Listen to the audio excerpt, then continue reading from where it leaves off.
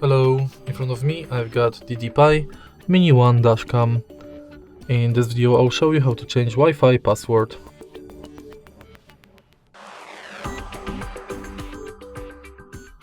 In the beginning, let's enter the Ddpai app and go to Settings. Scroll down, enter dashcam Wi-Fi password and enter new password twice.